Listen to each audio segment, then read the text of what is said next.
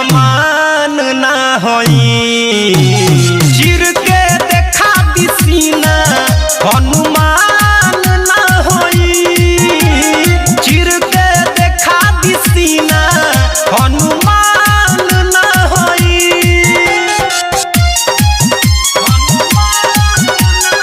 आप सुन रहे हैं अमित पटेल की आवाज में।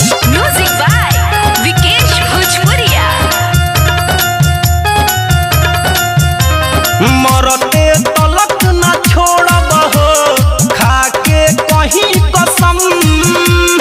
तोहरे ही बन के रहब हो सातो जन्म जन्म।